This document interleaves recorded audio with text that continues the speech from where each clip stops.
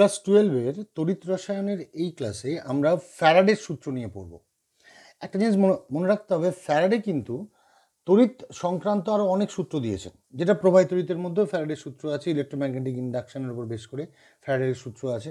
আমরা সেই সূত্রগুলো পড়ব না, আমরা এখানে পড়ব তড়িৎ রসায়ন সংক্রান্ত ফ্যারাডের সূত্র। কোনো একটা তড়িৎ রাসায়নিক কোষ বা ব্যাটারির মধ্যে যখন তড়িৎ চালিত হয়, যখন তড়িৎ উৎপন্ন হয়, সেই তড়িৎটা যখন আমরা তড়িৎ বিশ্লেষ্য কোষের মধ্যে পাঠাই, তখন তড়িৎ বিশ্লেষণের ফলে ক্যাথোডে বা অ্যানোডে কি উৎপন্ন হবে, সেটা কার ওপর ডিপেন্ড করবে, কিভাবে উৎপন্ন হবে, সেই সংক্রান্ত ফ্যারাডের দুটো সূত্র আছে। সেই দুটো সূত্র আমরা পরপর পড়ে নেব। তো আসছি প্রথমে ফ্যারাডের প্রথম সূত্র। ফ্যারাডের প্রথম সূত্র কি? প্রথম সূত্র হচ্ছে, যদি আমরা একটি তড়িৎ বিশ্লেষ্য কোষের মধ্যে দিয়ে কিছু পরিমাণ তড়িৎ চালনা করি, আমরা ধরলাম কিউ কুলম্ব তড়িৎ চালনা করা হলো, তাহলে তড়িৎ বিশ্লেষণ হবে এবং ক্যাথোডে কিছু পদার্থ উৎপন্ন হবে, ধরলাম ডাব্লিউ গ্রাম পদার্থ উৎপন্ন হলো। ফ্যারাডে বলছে যে যদি কোনো তড়িৎ বিশ্লেষ্য কোষের মধ্যে দিয়ে কিছু পরিমাণ তড়িৎ চালনা করা হয়, তাহলে তড়িৎ দ্বারে যে পদার্থ উৎপন্ন হবে, সেই উৎপন্ন পদার্থ প্রবাহিত তড়িতের পরিমাণের সাথে সমানুপাতিক। মানে যে পরিমাণ তড়িৎ চালনা করব তার উপর নির্ভর করবে কত পরিমাণ পদার্থ উৎপন্ন হবে। তড়িতের পরিমাণ বাড়ালে উৎপন্ন পদার্থের পরিমাণ বাড়বে। এটা হচ্ছে ফ্যারাডের প্রথম সূত্র। তাহলে কিছু পরিমাণ তড়িৎ যখন কোনো তড়িৎ বিশ্লেষ্য পদার্থের মধ্যে দিয়ে চালনা করা হয়, তখন তড়িৎ দ্বারা যে পদার্থ উৎপন্ন হবে, সেই উৎপন্ন পদার্থের পরিমাণ তড়িতের পরিমাণের সমানুপাতিক। ইকুয়েশন পেলাম ডাব্লিউ ভ্যারিজেস কিউ, কিউ মানে কুলম্ব। এখান থেকে একটা ইকুয়েশন পাচ্ছি আমরা, ডাব্লিউ ইকুয়াল টু একটা কনস্ট্যান্ট জেড ইন্টু কিউ। একটা কনস্ট্যান্ট নিতে হয়, ভ্যারিয়েশন সাইনকে সরাতে গেলে, তাই পেলাম জেড। এই জেড একটা কনস্ট্যান্ট, এই জেডকে বলা হয় তড়িৎ রাসায়নিক তুল্যাঙ্ক বা electrochemical equivalent. Z is called electrochemical equivalent বা তড়িৎ রাসায়নিক তুল্যাঙ্ক। ইকুয়েশন পেলাম W equal to Z into Q. যদি তড়িৎ রাসায়নিক তুল্যাঙ্কের সংজ্ঞা দরকার পড়ে, তড়িৎ রাসায়নিক তুল্যাঙ্কের আমরা সংজ্ঞা পড়ব, জেড এর সংজ্ঞা কি করে পড়ব? ডাব্লিউ ইকুয়াল টু জেড, সেখানে কিউ ইকুয়াল টু 1 হলে ডাব্লিউ ইকুয়াল টু জেড। অর্থাৎ 1 কুলম্ব তড়িৎ চালনা করলে কোনো একটি তড়িৎ বিশ্লেষ্য পদার্থের মধ্য দিয়ে, তাহলে যে পরিমাণ পদার্থ ক্যাথোডে উৎপন্ন হবে, সেই পরিমাণ পদার্থকে বলছি আমরা ওই তড়িৎ বিশ্লেষ্যের তড়িৎ রাসায়নিক তুল্যাঙ্ক। মানে কোনো একটি তড়িৎ বিশ্লেষ্য পদার্থের মধ্য দিয়ে 1 কুলম্ব তড়িৎ চালনা করলে যে পরিমাণ পদার্থ ক্যাথোডে উৎপন্ন হবে, সেই পরিমাণ পদার্থকে বা পদার্থের সেই পরিমাণকে বলা হচ্ছে ওই তড়িৎ বিশ্লেষ্যের তড়িৎ রাসায়নিক তুল্যাঙ্ক। অর্থাৎ তড়িৎ রাসায়নিক তুল্যাঙ্কের এখান থেকে আমরা ইউনিটও পেতে পারি। ডাব্লিউ একক যদি গ্রাম ধরা হয়, কিউ এর একক যদি কুলম্ব ধরা হয়, গ্রাম পার কুলম্ব, এটা হচ্ছে জেড এর ইউনিট। এটা হচ্ছে তড়িৎ রাসায়নিক তুল্যাঙ্ক। এখন এই তড়িৎ রাসায়নিক তুল্যাঙ্ক যখন পড়লাম, এই তুল্যাঙ্ক পড়ার পরে আমাদের ইকুয়েশনটাকে অঙ্ক করার যোগ্য ইকুয়েশনে চেঞ্জ করতে হবে। মানে অঙ্কগুলো যে দেবে আমাদের এই সূত্রের ওপর ভিত্তি করে কীভাবে করব? এখান থেকে পাচ্ছি আমরা W equal to Z into C into T. C হচ্ছে অ্যাম্পিয়ার, মানে তড়িৎ প্রবাহ মাত্রা, কারেন্ট, আর টি হচ্ছে সময় বা টাইম। তাহলে আমরা জানি ampere into second equal to coulomb, তাই কুলম্বের জায়গায় অ্যাম্পিয়ার ইন্টু সেকেন্ড পুট করে দিলাম। ইকুয়েশন পেলাম W equal to Z C T. Equation পেলাম। তো অ্যাম্পিয়ার আর সময় দিয়ে দিলেও আমরা এখানে পুট করতে পারবো, বা মোট তড়িতের পরিমাণ দিলেও আমরা পুট করতে পারবো। কিন্তু প্রবলেম হচ্ছে জেড। জেড কী করে পুট করবো, বা জেডের মান কী করে বের করবো? জেডের মান বের করার জন্যে পরবর্তী প্রসেস। কী প্রসেস? আমরা তড়িতের পরিমাণের আর একটা একক জানি, 1 ফ্যারাডে, যেটা কুলম্বের অপেক্ষা বড়, কুলম্বের থেকে বড় একটি তড়িৎ পরিমাণের একক। 1 ফ্যারাডে ইকুয়াল টু আমরা জানি 96500 কুলম্ব। এবং 1 ফ্যারাডের একটা সংজ্ঞা আছে। কি সংজ্ঞা? বলছে কোনো একটি তড়িৎ বিশ্লেষ্য পদার্থের মধ্য দিয়ে যদি আমরা 1 ফ্যারাডে তড়িৎ চালনা করি, তাহলে ওই তড়িৎ বিশ্লেষ্য পদার্থের মধ্যে 1 তুল্যাঙ্ক পরিমাণ পদার্থ মুক্ত হয়। 1 তুল্যাঙ্ক পরিমাণ পদার্থ ক্যাথোডে মুক্ত হয় বা তড়িৎ দ্বারে মুক্ত হয়। কোনো তড়িৎ বিশ্লেষের মধ্য দিয়ে 1 ফ্যারাডে তড়িৎ চালনা করলে 1 তুল্যাঙ্ক পরিমাণ পদার্থ ক্যাথোডে মুক্ত হয়। তার মানে যদি কারোর তুল্যাঙ্ক ভার, যদি কারোর তুল্যাঙ্ক ভার ইকুয়ালস টু ই হয়, তাহলে কি বলতে পারি? তাহলে বলতে পারি আমরা 1 ফ্যারাডে তড়িৎ চালনাতে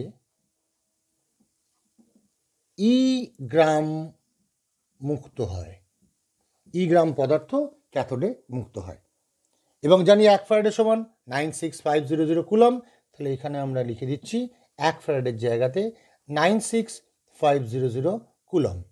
তাহলে বলতে পারি 96500 কুলম তড়িৎ চালনা করলে ই গ্রাম মুক্ত হয়, তাহলে 1 কুলম তড়িৎ চালনা করলে ই বাই 96500 গ্রাম মুক্ত হয়। আবার আমরা পেয়েছিলাম যে যদি 1 কুলম তড়িৎ চালনা করা হয় তাহলে যে পরিমাণ পদার্থ মুক্ত হবে তাকে এবার তড়িৎ রাসায়নিক তুল্যাঙ্ক বলা হবে। 1 কুলম তড়িৎ চালনা করলে যে পরিমাণ পদার্থ মুক্ত হবে তাকে তড়িৎ রাসায়নিক তুল্যাঙ্ক বলা হবে। এখানে পেলাম 1 কুলম তড়িৎ চালনা করলে ই বাই 96500 গ্রাম মুক্ত হবে। তাহলে বলতে পারি Z equal to E by 96500। তাহলে ইকুয়েশনটা কি দাঁড়াচ্ছে? ইকুয়েশনটা দাঁড়াচ্ছে ডাব্লিউ ইকুয়াল টু, জেডের জায়গায় পুট করলাম ই সি টি বাই 96500, জেডের জায়গাতে ই বাই 96500 পুট করলাম, কুলম্বের জায়গাতে সিটি পুট করলাম। এই হচ্ছে আমাদের ফ্যারাডের সূত্রের প্রথম ফর্মুলা। ই পদার্থটা তুল্যাঙ্ক ভার যে মুক্ত হচ্ছে, সি অ্যাম্পিয়ার যে যত অ্যাম্পিয়ার তড়িৎ চালনা করা হলো, টি টাইম ইন সেকেন্ড যত সেকেন্ড ধরে চালনা করা হলো, ডাব্লিউ যে পরিমাণ মুক্ত হলো, 96500 হচ্ছে কুলম। ফ্যারাডেটা কুলম্বে চেঞ্জ করার জন্য এই সংখ্যাটি এলো। এটা হচ্ছে ফ্যারাডের প্রথম সূত্র। তো প্রথম সূত্র থেকে আমরা পেয়ে যাব কি পরিমাণ পদার্থ মুক্ত হবে কত পরিমাণ তড়িৎ চালনা করলে। এবং এইখান থেকে আমরা আর একটা জিনিস পেতে পারি, যেটা হচ্ছে একটা ইলেকট্রনের চার্জ নির্ণয়, বা কোনো পদার্থ মুক্ত হওয়ার ফলে কি পরিমাণ তড়িৎ সেখানে চালিত হলো সেটা বের করার পদ্ধতি। তাহলে দুটো জিনিস আমাদের এখানে ছোট করে দেখে নেওয়া যায়। প্রথমে আমরা বের করব একটি ইলেকট্রনের চার্জ কত। আমরা জানি 1 মোল ইলেকট্রন মানে হচ্ছে 6.023 ইন্টু 10⁻23 সংখ্যক ইলেকট্রন। 1 মোল ইলেকট্রন মানে এত সংখ্যক ইলেকট্রন, এবং 1 মোল ইলেকট্রনের চার্জ হচ্ছে 1 ফ্যারাডে মানে 96500 কুলম। এটা 1 মোল ইলেকট্রনের চার্জ। তাহলে 1 মোল ইলেকট্রন মানে এতগুলো ইলেকট্রনের চার্জ। এটাকে অ্যাভোগাড্রো সংখ্যা ধরলে আমরা যদি অ্যাভোগাড্রো সংখ্যাটাকে n0 ধরি, তাহলে বলতে পারি 1 মোল ইলেকট্রনের চার্জ সমান n0 সংখ্যক ইলেকট্রনের চার্জ। তাহলে বলতে পারি n0 সংখ্যক ইলেকট্রনের চার্জ সমান 1 ফ্যারাডেই রেখে দিই, 1 ফ্যারাডে। তাহলে একটি ইলেকট্রনের চার্জ কত হচ্ছে f বাই n0 মানে 1 ফ্যারাডে বাই n0। সো ইলেকট্রনের চার্জ যদি ই হয়, E equal to f by n0 মানে 1 ফ্যারাডে বাই n0। এফের জায়গাতে বসাতে হবে 96500 কুলম, আর n0 জায়গায় তার মান, আর ইলেকট্রনের চার্জ পাওয়া যাবে। তাহলে আমরা এইভাবে একটি ইলেকট্রনের চার্জ বের করতে পারি। এটা হলো প্রথম। সেকেন্ড হচ্ছে যে কিছু পরিমাণ আয়ন যখন চালিত হয় তখন কত পরিমাণ তড়িৎ চালিত হবে সেটা বের করা। এখানেও কিছু দেয়। ফর এক্সাম্পল, ধরলাম যে একটি তড়িৎ বিশ্লেষ্য পদার্থ তড়িৎ চালনা হয়েছে, সেখানে m gram suppose x n plus ion চালিত হয়েছে। m গ্রাম এক্স যার মাথায় n প্লাস আছে, plus n plus 2 plus 3 plus 4 কি আমরা জানি না, তাই প্লাস n ধরে নিলাম। এই পরিমাণ আয়ন চালিত হয়েছে। প্রশ্ন হচ্ছে কি পরিমাণ তড়িৎ চালিত হলো, কত কুলম তড়িৎ চালিত হলো, এটা হলো প্রশ্ন। তাহলে এক্স মৌলের m গ্রাম চালিত হয়ে গেছে আয়ন রূপে, আয়নটা হচ্ছে mn প্লাস। তাহলে কি পরিমাণ তড়িৎ চালিত হলো সেটাকে বের করব। খুব ইজি ব্যাপার। কি করে বের করব? আমি ধরলাম এক্স এর পারমাণবিক ওজন বা আণবিক ওজন সমান ক্যাপিটাল M। যেহেতু ক্যাটায়ন বেশিরভাগ ক্ষেত্রে ধাতু, ডিপোজিশনের জন্য আমরা ধাতুই ব্যবহার করি, আর অধাতুর মধ্যে হাইড্রোজেন ব্যবহার করি। সো ধাতুদের ক্ষেত্রে পারমাণবিক ওজন যা আণবিক ওজনও তাই। তো সেই জন্য আমরা একটা আণবিক ওজন বা পারমাণবিক ওজন ধরে নিলাম M। যদি পারমাণবিক ওজন M হয় তাহলে বলতে পারি যে M পারমাণবিক ওজন হয়ে গেলে এম এর সাথে তুল্যাঙ্ক ভারের সম্পর্ক কি হবে?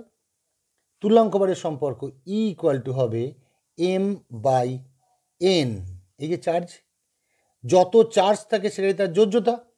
তাহলে বলতে পারি ই ইকুয়াল টু হচ্ছে এম বাই পারমাণবিক ওজন বাই ওই এক্সের যোজ্যতা এন।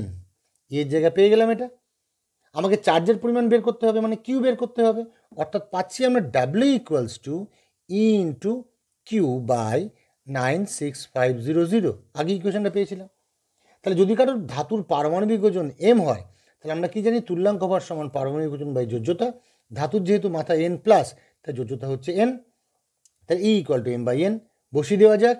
ডাব্লিউর জায়গাতে বসাবো এম, কারণ এম গ্রাম মুক্ত হয়েছে, বসিয়ে দিলাম। ই এর জায়গায় বসালাম এম বাই নিচে এন, ওপরে কিউ 9 এন ইন্টু 96500। এখান থেকে আমরা কিউ ইকুয়াল টু পেয়ে যাব।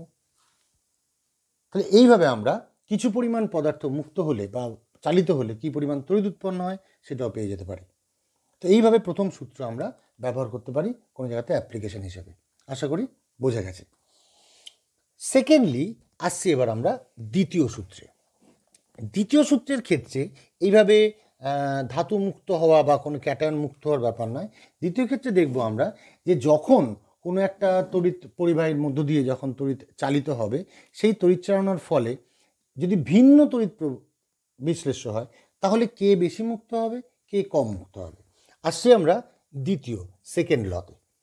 বলছে যে যদি একাধিক তড়িৎ বিশ্লেষ্য পদার্থের মধ্য দিয়ে একই পরিমাণ তড়িৎ চালনা করা হয়, একাধিক তড়িৎ বিশ্লেষ্য পদার্থের মধ্যে দিয়ে যদি একই পরিমাণ তড়িৎ চালনা করা হয়, তাহলে তাদের ক্যাথোডে যে পরিমাণ পদার্থ মুক্ত হবে, সেই পদার্থের পরিমাণ ওই তড়িৎ বিশ্লেষ্যের বা ওই পদার্থের তুল্যাঙ্ক ভারের সঙ্গে সমানুপাতিক।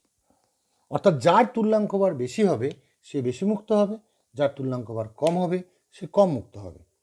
ফর এক্সাম্পল, হাইড্রোজেন আর সিলভারের ক্ষেত্রে দেখা যায় হাইড্রোজেনের তুল্যাঙ্ক ভার 1, সিলভারের তুল্যাঙ্ক ভার ওই 108-এর মতো। তাহলে কি হচ্ছে, যেহেতু সিলভারের তুল্যাঙ্ক ভার বেশি, তাই সিলভার বেশি মুক্ত হবে, হাইড্রোজেন কম মুক্ত হবে।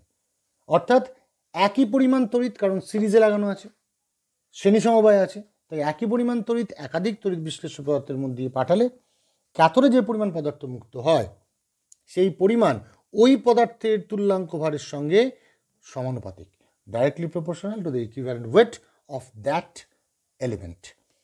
তো এখান থেকে আমরা কি পাচ্ছি, next equation W equals to K into E, সেখান থেকে W by E equals to K পাচ্ছি, এবং নতুন ইকুয়েশন পেলাম W one by E one equal to W two by E two. অর্থাৎ দুটো পদার্থের ক্ষেত্রে প্রথম পদার্থের পরিমাণ বাই প্রথম পদার্থের তুল্যাঙ্ক ভার ইকুয়াল টু দ্বিতীয় পদার্থের পরিমাণ বাই দ্বিতীয় পদার্থের তুল্যাঙ্ক ভার। এই ইকুয়েশন থেকে আমাদের সেকেন্ড লটা প্রতিষ্ঠিত হলো। এবং এই ইকুয়েশন থেকে আমাদের কীরকম অঙ্ক দেবে বা কীভাবে আমরা এটা অ্যাপ্লাই করতে পারবো। দুটো পদার্থ নেওয়া হলো, দুটো পদার্থের মধ্যে কোন পদার্থ কতটা মুক্ত হলো বের করে নেওয়া হলো একই পরিমাণ তড়িৎ চালনা করে। তো ডাব্লিউ1 ডাব্লিউ2 জায়গাতে দুজনের পরিমাণ বসিয়ে দেওয়া হলো। এইবার যদি একজনের তুল্যাঙ্ক ভার জানা থাকে, অন্যজনের তুল্যাঙ্ক ভার সহজেই বেরিয়ে যাবে, কারণ ভ্যালু পুট করলে ই1টা সহজে বেরিয়ে যাবে। তাহলে পরিমাণ জানা থাকলে, একজনের তুল্যাঙ্ক ভার জানা থাকলে অন্যজনের তুল্যাঙ্ক ভার বের করা যায়। তাই ফ্যারাডের দ্বিতীয় সূত্র এটাই হচ্ছে ইম্পর্টেন্ট দিক, যে এই সূত্র থেকে যে কোনো আননোন পদার্থের তুল্যাঙ্ক ভার বের করে দেওয়া যায় তড়িৎ বিশ্লেষণ প্রক্রিয়ার মাধ্যমে। এটা হলো ফ্যারাডের সূত্র। সো ফ্যারাডের প্রথম সূত্র এবং দ্বিতীয় সূত্রের যে ইকুয়েশনগুলো পেলাম, জেনারেলি সূত্রগুলো স্টেট করতে দেয় না বা লিখতে দেয় না পরীক্ষাতে। এখানে এই সূত্রের যে ফর্মুলাগুলো পাওয়া যায়, এই ফর্মুলাগুলোর উপর বেশ করে অঙ্ক দেওয়া হয়। So all about Faraday's law relating electrochemistry.